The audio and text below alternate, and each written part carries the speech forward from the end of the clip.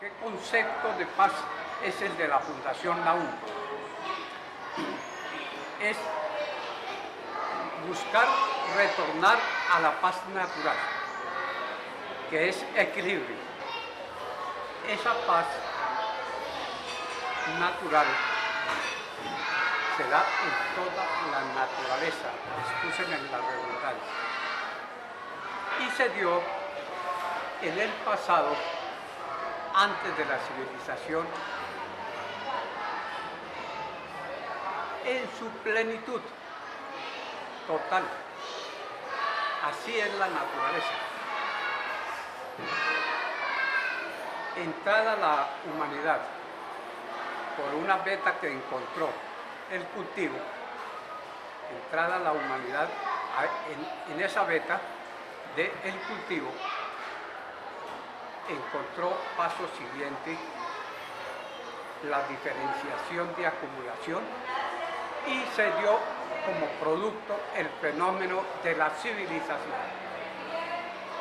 Y el fenómeno de la civilización está marcado, signado, definido por el interés particular.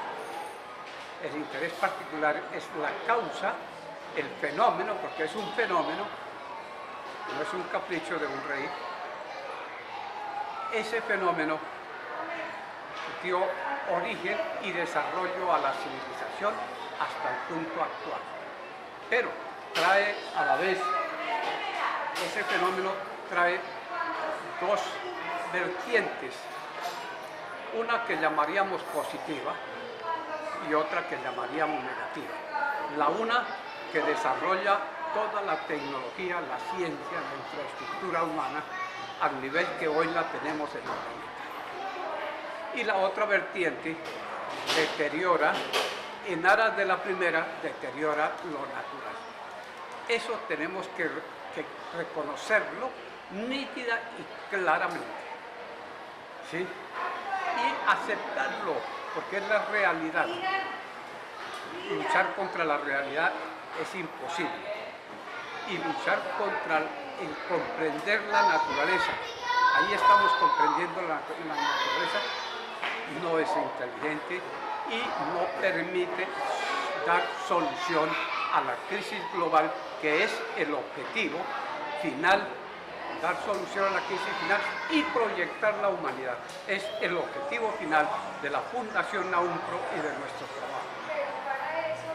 El Estado, los estados en el mundo, los organismos internacionales fueron creados por necesidad. Necesidad que es natural.